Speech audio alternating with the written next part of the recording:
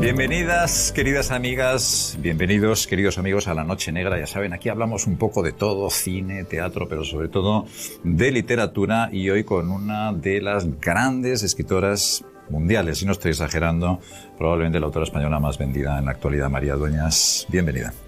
Encantada, Juan, una vez más.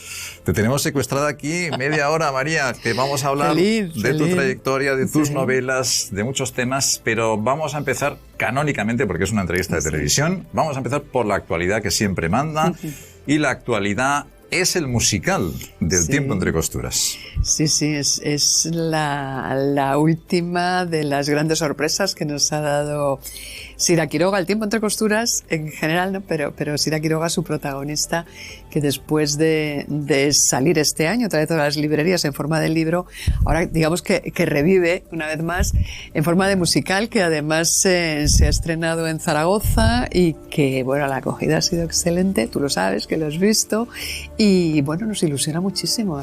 Sabes que ese jueves 2 de diciembre no se va a olvidar en el Teatro Principal de Zaragoza en mucho tiempo, porque fue estreno también mundial, la gente en pie, triunfo total, apoteósico, y sobre todo mucha calidad en el escenario, María. O sea, la historia de Sira Quiroga, por supuesto, muy reconocible, pero un espectáculo. Sí, un espectáculo, además trabajado con un esfuerzo enorme, con un talento enorme y en un tiempo récord. Ellos mismos dicen que han sido 100 días, han sido 3 meses de no parar, día y noche, fines de semana, no parar para llegar a la fecha de estreno, porque es que mueven un volumen de todo enorme. Es que son 22 actores y actrices en escena, un foso con una orquesta de 7 músicos, que no hay ni un solo segundo de música enlatada, es todo en directo, una escenografía preciosa, un vestuario divino, con los cambios principales de Lorenzo Caprile. Y bueno, y después Marieta, que ha hecho unas cosas maravillosas, en fin, todo. Bueno, y el libreto es magnífico de Félix Amador, que lo que hace es dejar en puro hueso la novela, pero sin quitarle nada de su consistencia, no picotea y elige las imágenes más vistosas o más espectaculares. No, está la novela entera en el musical y con un seguimiento perfecto. Y después la música de Iván Macías, que es preciosa. Y Iván Macías fue quien me lanzó la caña, y bueno, y hasta aquí hemos llegado. ¿Quién te hubiera dicho en el invierno de 2008 o incluso de 2009, cuando estabas terminando el Tiempo entre costuras, que iba a pasar todo esto, María? Que iba a haber película, televisión, musicales, millones y millones de lectores. En ese momento tenía que ser imposible ver algo así, ¿no? Me imagino. Es que yo ni me lo pensaba, te lo juro. No se puede jurar, te lo prometo con la mano en el corazón, que yo ni me lo pensaba. O sea, mi límite era terminar la novela. Y mi paso siguiente, conseguir que me la publicara alguien. Nada más, no me asomé nunca a ver qué hay al otro lado. Jamás me planteé cuántos lectores puedo tener, cuántos lectores me gustaría tener, ni siquiera eso. Mucho menos qué es un bestseller, ¿no?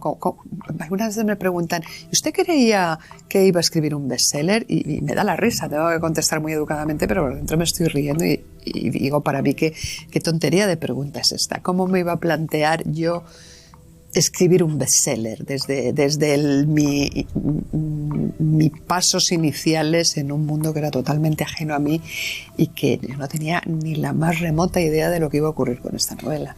Cuando empezaste a componer, a escribir los primeros folios o capítulos del Tiempo entre costuras, ¿en qué pensabas sobre todo? ¿En ella, en el personaje de Sira Quiroga, en construir alrededor de ella toda una serie de aventuras? ¿O querías reflejar una época, toda una era? Sí. Mucho más en la época que en el personaje y sobre todo en una época y en unas coordenadas se confluyen coordenadas de tiempo y espacio, una época concreta y en unas localizaciones que arrancaban en el Marruecos del Protectorado, en el Tetuán del tiempos del Protectorado español y Tánger en el tiempos del Estatuto del Tánger Internacional. Y después me interesaba la España de posguerra con la presencia de alemanes y de todos esos conflictos con británicos, con los dos bandos de la Guerra Mundial en la que España no llega a participar activamente, pero sí se implica mucho. Y eso era algo de nuestra historia reciente que a mí me interesaba mucho porque como nos pilló paralelamente a nuestra durísima posguerra, pues parece que queda un poco en el olvido, ¿no? Y nosotros bastante tenía la pobre España con salir de esa posguerra tan dura, ¿no?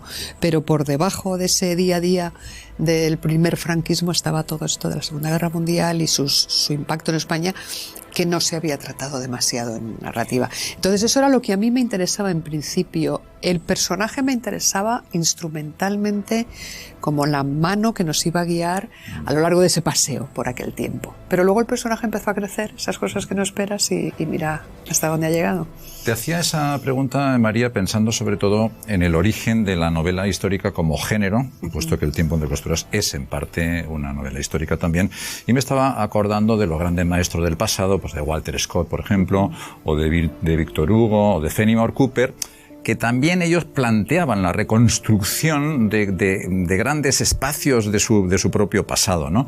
Pero sin embargo, al final sus personajes acababan robando esa intención, digamos, de reconstruir la historia, y Uncas, el mohicano, se quedaba con la novela, y qué decir de Esmeralda o de Quasimodo, que le robaban a Víctor Hugo, Nuestra Señora de París, o a Ivanhoe, por ejemplo, a Walter Scott, ¿no? Al final yo creo que ha pasado un poco esto, que Sira Quiroga se ha apoderado de ese proyecto literario de reconstrucción histórica y se está convirtiendo, María, por lo menos desde mi punto de vista, en un arquetipo. Pues mira, lo de arquetipo me agrada, pero me deja un poco así, te confieso. Pero sí es cierto lo que dices, que Sira se apropia de la novela. De hecho, ni siquiera contaba yo al principio con que ella fuese el personaje principal. Sí iba a ser la voz narradora, pero yo pensaba que iba a tener menos enjundia humana, entre comillas, de la que llega a tener. Para mí me eran muchos más interesantes en el principio las figuras de Juan Luis Becbeder, el alto comisario de España en Marruecos y primer ministro de Exteriores con Franco, y de su amante inglesa Rosalinda Fox, porque eran una pareja tan carismática, tan fascinante en lo público y en lo privado, con sus luces y sus sombras, pero me parece que ya es que ellos me traían una novela entre las manos. Pero yo no quería escribir una novela biográfica de ellos personajes, entonces decidí crear a Sira casi como una excusa, ¿no? Unos ojos para ver y que luego nos contara qué fue de la vida de estos dos personajes. Lo que pasa es que tienes toda la razón, los personajes a veces crecen, se nos van un poco de las manos. Yo recuerdo que leía entrevistas o escuchaba entrevistas a otros escritores cuando yo era mera lectora, que decían, no, los personajes se van a veces de las manos. Y yo decía, ¿qué tontería es esa? Eso es imposible, ¿cómo se van a ir de las manos? Tú tienes todo el control sobre ellos. Y es verdad que se van, o te piden más, y tú les das más. No vale la pena maniatarlos, ¿para qué? Si ellos te están pidiendo volar más alto. Y con Sira pasó eso, sí. Y ahora tenemos, pues fíjate, en un escenario, bailando, cantando y viviendo. Desde el primer momento, María, desde la primera lectura del Tiempo entre costuras, Sira se adueña del corazón, empatiza totalmente con los lectores, no solo con las lectoras, por su, yo te diría que gran vitalidad, su gran verosimilitud. Es un personaje entero, de carne y hueso, que se sincera, se confiesa delante de los lectores y lo confiesa todo, lo cuenta todo, sus más íntimos pensamientos, una sinceridad al mismo tiempo constructiva y buscando una superación, buscando un destino, ¿no? Y con un cierto optimismo dentro de sus tragedias. ¿Hubo un modelo para Sira o es una creación tuya? No, es una creación mía y absolutamente... ¿cómo te diría? Impensada, en el sentido de que fue evolucionando su personalidad a medida que yo iba escribiendo la novela, ¿no? Yo tenía claro cuál iba a ser el punto de partida, una joven modista, inocente, ingenua, que vive bajo el ala de su madre, que no tiene aspiraciones vitales, que no tiene grandes ambiciones y que de pronto la vida se le trastoca por un desgraciado que se le cruza por el camino. Y sabía cómo quería que terminase esa sira, pero yo no tenía definido del todo el arco narrativo que iba a ir moldeando su cambio en su persona, ¿no? Porque después, al final de la novela, pues ya es otra Sira muy distinta, que va a evolucionar mucho más en la continuación, en la nueva novela, pero en las 600 páginas del Tiempo entre costuras sí que se mueve, se transforma bastante, pero fue un poco el personaje el que llevó una evolución por sí mismo. Y el que de una manera casi orgánica me iba pidiendo ahora por aquí, ahora por allí, ¿no? Sí, es una cosa interesante porque no puedes planificar y bueno, y si quieres puedes seguir esa planificación, pero es curioso cómo yo, que soy bastante estructurada y bastante organizada, cómo después voy flexibilizando en función de cómo los personajes van actuando página a página. Yo creo como lector y como autor también, María, que en la saga, digamos, ¿no? En la saga de Sira, en el tiempo y en su continuidad en Sira, hay elementos de otros géneros, o hay varios géneros que comulgan muy adecuadamente, entre ellos el melodrama. Yo creo que sí, que es muy español, por otra parte, muy del siglo XIX, y tenemos también la novela de espías, porque hay muchas escenas y personajes del espionaje y también gotitas de novela negra. Pero hablemos del melodrama, hablemos de Galdós, por ejemplo, de la Pardo Bazán, de los sentimientos. Estaba un poco a la baja ese naturalismo, realismo decimonónico, se despreciaba un poco. Oiga, esto no es moderno, esto no es vanguardista, esto es rancio. Decían, le llamaban el garbancero al pobre, pobre hombre. Pobre hombre. Y sin embargo, tú has conseguido modernizar ese género, adaptarlo al lenguaje actual, pero al mismo tiempo manteniendo sus esencias. Sí, además los lectores lo agradecen muchísimo. Fíjate, cuando publiqué El Tiempo entre costuras hace 12 años, un poco más de 12 años ahora, en 2009, los personajes en boga, literarios, eran tipo Lisbeth Salander, ¿te acuerdas? De la friki aquella de los hombres que no van a las mujeres, todo eso. O sea, era un personaje que fue un personaje magnífico, brutal, buenísimo, pero era ese estereotipo más o menos de una chica fuera de todo el canon, fuera de todas las convenciones y que rompía todos los moldes y todos los esquemas, ¿no? Que está muy bien, que es fantástico, pero parece que teníamos que ir siempre a más, ¿no? Vamos a dar un retorcimiento más al personaje, y es que si ya había tenido una infancia espantosa, además era un cerebrito para la computación, pero es que además tenía síndrome de tal, pero es que además estaba tatuada hasta arriba, pero es que además era bisexual, pero es que además era como la modernidad hecha persona. ¿Qué más se puede ser moderno y alternativo? Pues todo esto puesto. Y claro, de pronto aparezco yo con una modistilla de los años 30 que tiene un novio que su única aspiración es que aprenda a escribir a máquina. O sea, es que era el antipersonaje para lo que entonces llevaba. Y pese a eso, los lectores se sintieron cautivados por ella, ¿no? Pues porque al final empatizamos con el alma de los personajes y no nos tenemos que ir a buscar un tipo exagerado, ¿no? Quiero decir, no nos tenemos que dar tantas vueltas para conseguir un personaje que tenga algo en especial, que lo haga seductor para los lectores. Es simplemente el alma de cada personaje lo que va cautivando, ¿no? Lo que hace que se empatice. Yo creo que en Sira, por ejemplo, hay factores como dentro de su aparente simplicidad, pero hay factores que captan a los lectores poderosamente, su vulnerabilidad, por ejemplo, ¿no? No estamos muy acostumbrados a los héroes absolutos, las heroínas absolutas, pero que una heroína sea vulnerable y que caiga y que se fracture y se recupere, pues parece que es menos heroico, pero al final los lectores también quieren ver eso, gente que son como ellos, ¿no? Con glorias y miserias y con momentos de grandeza y con momentos de ganas de tirarte por la ventana. Y con el amor, diría yo, María, como una de las grandes pasiones, porque Sira es una mujer, un personaje que está lleno de amor. Otra cosa es cómo lo vaya manifestando, a quien elija, de quién se enamore, cómo sufra, etcétera. También Las hijas del capitán, que ya sabes que es una de mis novelas tuyas favoritas. Estas 3 heroínas que van a Nueva York con lo opuesto, también son mujeres llenas de vitalidad, llenas de amor. ¿El amor es un motor de todas tus novelas? A ver, lo es porque por los tipos de personajes y por los tipos de historias que yo quiero contar, encaja bien. Pero yo soy un poco menos convencida de que el amor sea lo que mueve el mundo.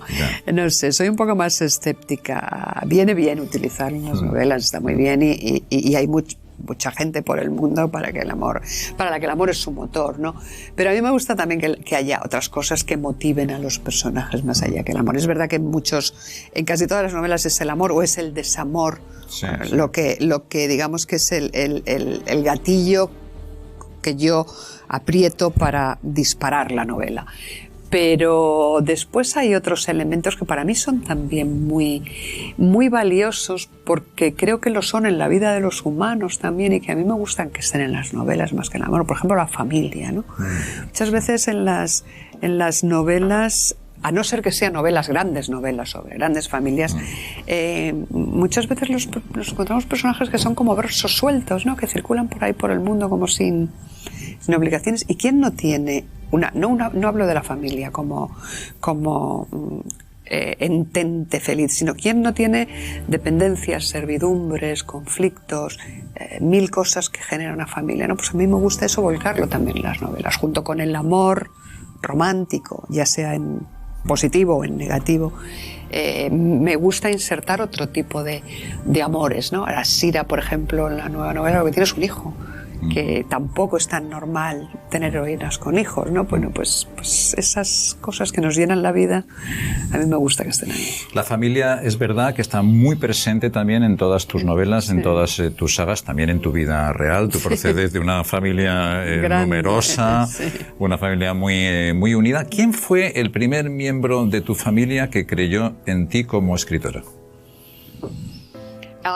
Todos, mi familia realmente somos, igual que nos decimos todo abiertamente y nos lanzamos las pedradas que haga falta, después somos todos muy de apoyar en el momento que alguien tiene una iniciativa, por descabellada que pueda ser. Entonces el día que yo dije que estaba escribiendo una novela, a todo el mundo le pareció fenomenal. Yo creo que mi padre, por ejemplo, sí estaba muy orgulloso. Yo le dediqué La templanza a mi padre. Mi padre estaba orgullosísimo, porque, bueno, siempre confío en mí, pero yo en cierta manera frustré a mi padre un poco cuando decidí estudiar filología. Mi padre quería que yo fuese, qué sé yo, notario o arquitecto, porque de pequeña dibujaba bien, y él, o sea, pues esta niña arquitecto, pues fenomenal. Ya le fallé y me fui a letras, y me dijo, bueno, pues todavía me queda la posibilidad de que sea abogado del Estado o algo así grandioso. Y dije, no, es que yo voy a estudiar filología. ¿Cómo? Y además filología inglesa, pero bueno. Y entonces ahí le dejé al pobre. No, luego no, pasó más allá de esos sustos iniciales, no. Bien, estuvo bien, contento de todo esto, pero el hecho de que decidiera después mi mucho o poco talento encauzarlo por otro sitio, pues le pareció estupendo. O sea que sí, en mi familia siempre, bueno, después mi familia, luego ya en casa, mi marido, mis hijos, por supuesto, siempre están ahí. Estudiaste filología inglesa, sí, hoy pese a mi padre. Pese a tu padre, hoy eres doctora y has pasado mucho tiempo en universidades americanas, estudiando, dando clases y bueno, buscando temas para escribir, hasta que encuentras uno extraordinario en aquel rastro histórico de las viejas misiones españolas de California, que es una ruta histórica apasionante, y empiezas a soñar en esta historia extraordinaria, en Misión Olvido, donde combinas también muchas cosas, y aparece una figura que para los lectores, para todos los aragoneses, tú sabes que es un icono de nuestra cultura, que es Ramón J. Sender, exiliado republicano en California, en San Diego. De pronto te encuentras con él, lo traes a la novela, le haces un hermoso homenaje y nos recuerdas que ha sido sin duda uno de los grandes escritores españoles, seguramente mundiales, del siglo XX, ¿no? Sí, así es. A mí me interesaba muchísimo para esta novela recuperar la figura de los exiliados españoles en universidades americanas, porque parece que es un episodio de grandeza dentro de la tragedia que fue el exilio español después de la Guerra Civil. Las universidades americanas acogieron a muchísimos intelectuales españoles, académicos, no todos preparados para lo que hicieron después. Algunos venían de otros campos, qué sé yo, del derecho o de la historia, pero se convirtieron al final en hispanistas, casi todos enseñando lengua, literatura española, y abrieron lo que, o empezaron a encauzar lo que después fue el gran hispanismo académico en las universidades norteamericanas, que ahora ha perdido muchísimo peso porque, bueno, cambiado las modas y cambian las cosas y cambian las esencias, pero durante muchas décadas fue muy potente y fue la cuna de montones de profesionales norteamericanos, y de académicos y de estudiantes y de profesionales. Y entonces me apetecía rendir un pequeño tributo a esta gente dentro de esta novela, y mostrar la generosidad con la que fueron acogidos por las instituciones norteamericanas. Y dentro de este gran grupo de académicos, bueno, una de las figuras claves, Ramón J. Sender, y es probablemente de los más conocidos fuera del circuito académico, porque los demás sí que se dedicaron, la mayoría de ellos, exclusivamente al ámbito ortodoxamente académico. Pero Sender era un novelista aparte, ¿no? Entonces él tenía su docencia académica y su función dentro del sistema educativo, pero también tenía sus novelas por otro lado, y por eso tiene esa dimensión, porque el que lo conocemos un poquito más, no ya solo en ese ámbito.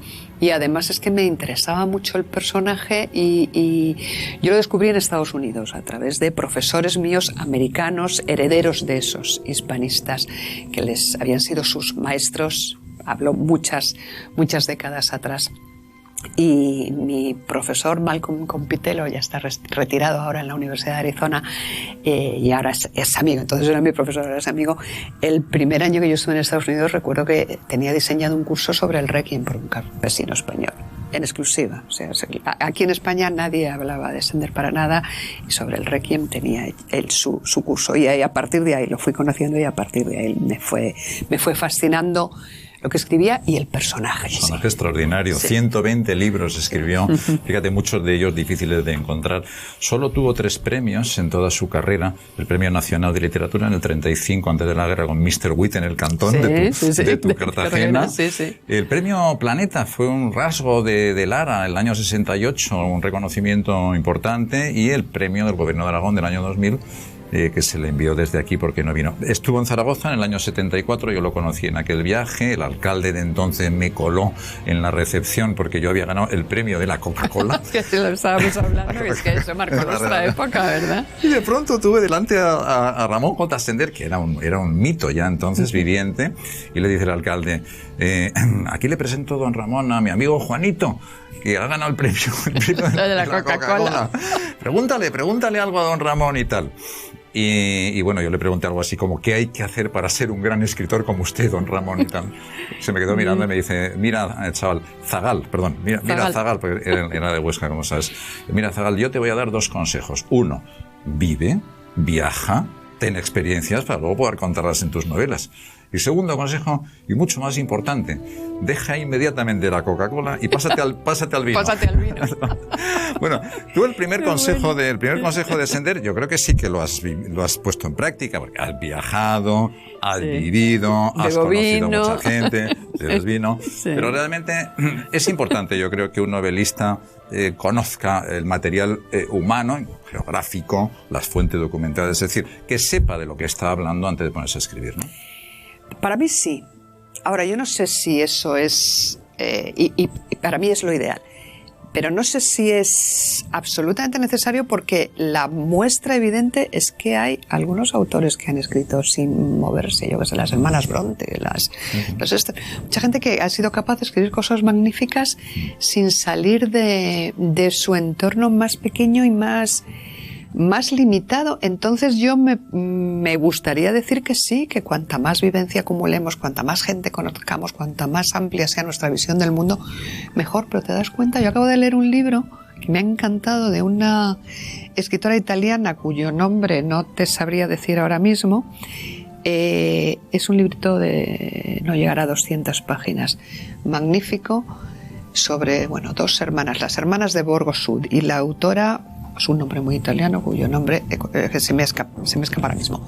Bueno, pues después, leyendo quién es esta señora, es una odontóloga infantil de un pueblo del sur de Italia, y ahí está su mundo, y ahí está, y no tiene mayor vínculo con el mundo literario, con el mundo editorial, y se dedica a arreglar las bocas de los niños de la zona.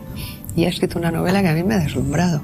Entonces, ¿hasta qué punto todos los que somos muy viajados y muy nos subimos a los aviones y nos pasamos épocas fuera y conocemos mucha gente, hablamos inglés, yo qué sé, hasta qué punto tenemos mejor material en la mente y mejor amueblada la cabeza para escribir que los otros? Pues yo me gustaría decir que sí, pero a veces creo que igual no tenemos toda la verdad en nosotros. Además de leer novedades, que dice mucho en favor tuyo, María, cuando tienes un rato libre, dices, me apetece leer, pero para mi propio placer, ¿recurres a alguno de los viejos autores de tu infancia o juventud o de tu formación, un novelista que te haya de alguna forma influido y que ahora leas o releas por mero placer?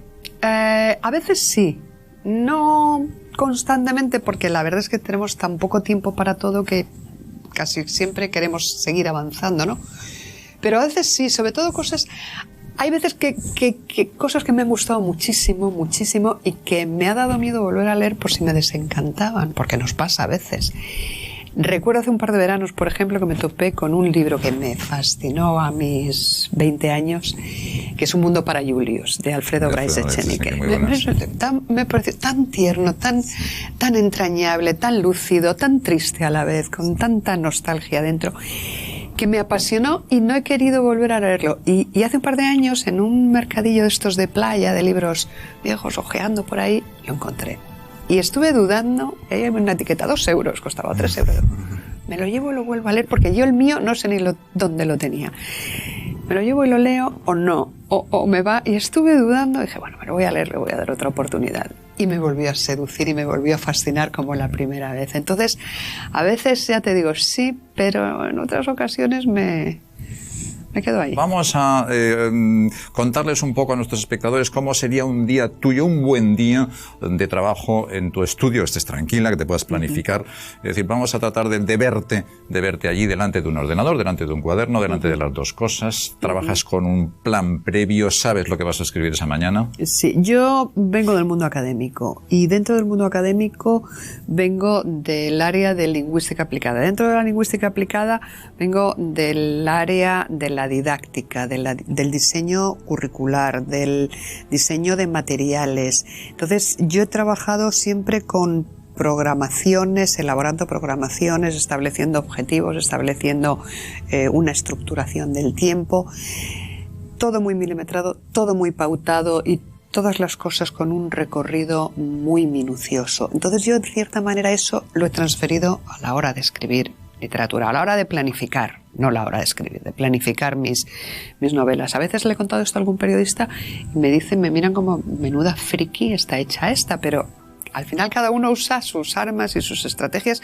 y a mí esto me ha venido muy bien porque yo mis novelas las estructuro antes de empezarlas a escribir. Digamos que estoy 2 o 3 meses documentándome, diseñándolas, estructurando cuál va a ser la hoja de ruta, quién es quién, en qué momento muevo a cada personaje, dónde quiero llegar, con qué herramientas cuento y cuáles son los procedimientos que voy a poner en marcha. Entonces, a diario yo más o menos sé por dónde voy a ir. Otra cosa es que después no me conceda la flexibilidad para moverme. Muevo fichas y cambio y liquido las cosas que no me interesan e incorporo cosas nuevas cuando me apetece. Luego me doy yo a mí misma mucha libertad, pero sí que parto de un orden establecido. Entonces, en un buen día yo tengo más o menos claro. Un buen día para mí significa escribir unos 3 4 páginas de ordenador. Porque normalmente yo estructuro mi guía básica para los capítulos son unas 7 páginas, a veces son 8 y a veces son 5 y medio, tampoco pasa nada, pero en 7 tengo yo mi guía. Y un buen ritmo de trabajo es escribir un capítulo en 2 días. Para mí eso es el sumum de que esto marcha genial. No lo consigo casi siempre porque hay interrupciones, pero no porque si puedo trabajarlo, sí, no tengo ningún problema. El problema son las interrupciones que te cortan, que hay que salir, que hay que viajar, que hay que hacer esto, y esos compromisos te sacan. Pero cuando yo ya llevo a mi ritmo, sí que las consigo. Y eso para mí es lo ideal. Y entonces me paso pues el día entero trabajando, eso sí. Empiezo por la mañana, suelo salir a andar, hago una caminata rápida, me refresco las neuronas y me pongo a escribir con las paradas lógicas y naturales de todos, pues hasta las 7, 8 de la tarde. Y así un día y otro día y otro día iban saliendo las novelas. Estamos terminando ya, María, comenzábamos esta entrevista con lo que es la noticia, sí.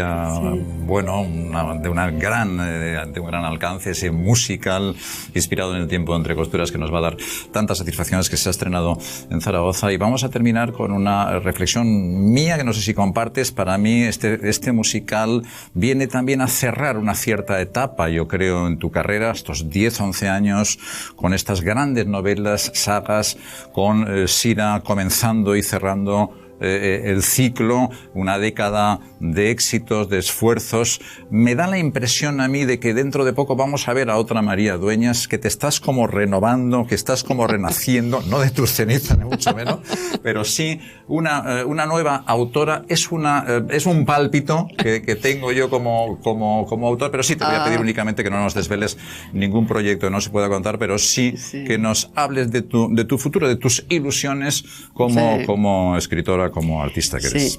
Bueno, tienes, en parte sí que tienes razón en lo que estás diciendo, en el sentido de que yo no es que me esté transformando, es que la vida nos está empujando a los autores a hacer otras cosas, a los escritores a hacer más cosas que podemos o no podemos hacer, si queremos o no queremos, pero que yo sí he decidido a subirme a esos trenes. Por ejemplo, este verano hemos estrenado una serie en podcast basada en lo que iba a ser mi 5ª novela antes de que Sira se me cruzase por el camino. La dejé a medias.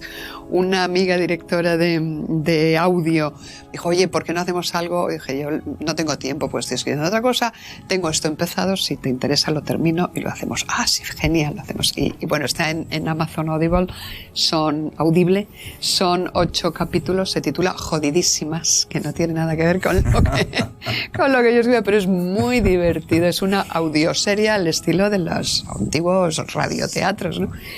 Pero es dramatizado, es con Lolita, Cayetana Guillén Cuervo, Ane Gartiburu, en fin, gente muy conocida que están genial. Yo me parto de risa, yo sola me lo pongo a ratos. Ayer estaba en Madrid y tenía que ir caminando a muchos sitios y iba a estar mucho tiempo fuera y me lo puse y me lo sé casi de memoria y me iba yo sola riendo por la calle como una tonta porque es muy divertido. Entonces esas cosas que surgen. Entonces por un lado he hecho un podcast dramático, digamos, le llamamos una dramedia, Marbellí, drama-comedia. Estoy trabajando también en un nuevo proyecto creativo que va a ser una serie completa, pero no basada en un libro, sino basada en una idea mía y desarrollado con un equipo de producción muy grande para Univisión, para la gran cadena de televisión en español de Estados Unidos, que va a lanzar una gran plataforma con Televisa, va a ser como la gran plataforma en español mundial y de servicio en streaming, y estamos preparando una serie para el año que viene que ya está casi terminada. Bueno, ahora falta rodarla, pero está toda la base terminada. Y luego están las adaptaciones de Las hijas del capitán, que vendrá ahora, Sira, que vendrá más adelante.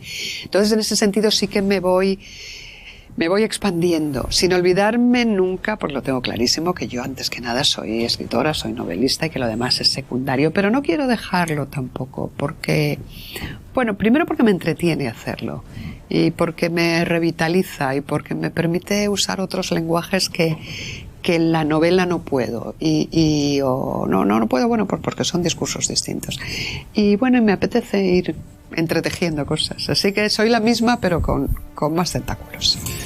Le agradecemos muchísimo a María Dueñas esta sinceridad, las noticias y primicias que nos acaba de regalar, y te deseamos, querida María, muchísima suerte en estas nuevas etapas que se avecinan, teniendo en cuenta que ya has recorrido un gran camino, que ya eres una de las grandísimas autoras en nuestra lengua, que ya tienes muchos millones de lectores y que puedes estar muy orgullosa de todo lo que has aportado a nuestra cultura y a nuestra literatura española. Un beso muy fuerte y hasta pronto aquí tus amigos de La Noche Negra.